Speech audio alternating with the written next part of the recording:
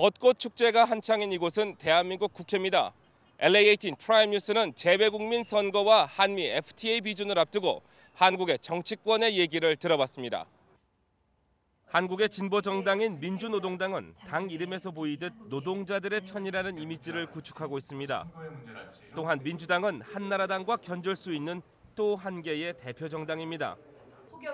재외동포 기자대회에 참석한 이정희 민주노동당 대표와 LA 한인들에게도 많이 알려진 민주당의 김영진 의원으로부터 재외선거 준비 과정에 대한 입장을 들어봤습니다. 더욱더 그동안 재외동포에 대한 권익 보장 문제가 더 국정의 현안으로 떠오를 거라고 생각합니다. 모국으로서의 역할을 다해야 된다. 또 위기에 처했을 때 책임 있는 보호자로서의 역할을 해야 된다.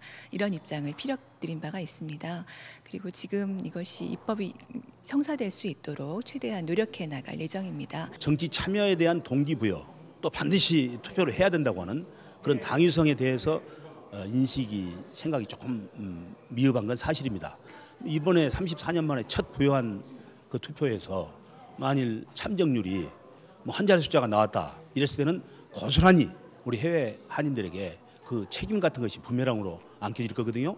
그러니까 제도적인 문제를 우리가 지금 국회에서 반드시 우편 투표라든가 인터넷 투표 이런 것을 좀 회복시켜 드리는 거, 이것이 참정률을 높이기도 하고 또 나중에 있을 해외 동포에게 주장은 강력히 하시다가 막상 참정권을 드리니까 이렇게 참여를 안 하신다 하는 데 대한 책임 같은 것이 떠넘겨지지 않으리라고 저는 생각합니다. 이어서 김 의원은 참정권 실시는 문의일 뿐이고 한인들을 위한 생활 정치는 아니라고 못 박았습니다.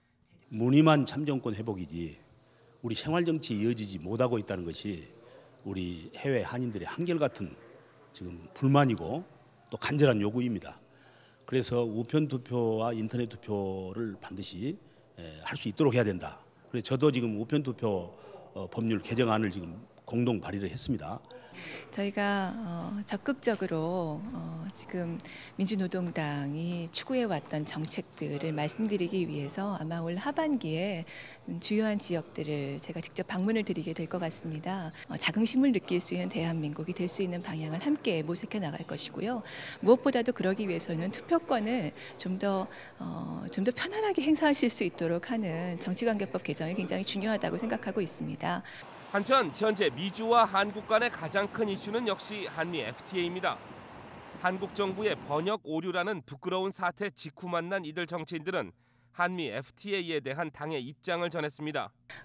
적어도 식량 안보 문제는 좀 확인을 해야 되겠다는 것이고, 그리고 국가의 사법 주권, 그리고 공공정책, 이 정도는 우리가 어느 정도 국내적인 정책이 보장받는 것이 분명히 해야 되겠다. 여러 가지 지금 문제가 제기되고 있습니다. 그래서 이런 문제에 대한 책임을 분명히 하고, 그리고 우리 국내에 피해를 많이 보는 그런 계층에 대해서는 선 대책도 좀 세우면서 FTA는 해야 된다. 저는 그렇게 생각합니다. 그러나 한국 정치판에 대한 불신이 팽배한 마당에 과연 미주 한인들의 마음까지 움직일 수 있을 것인가?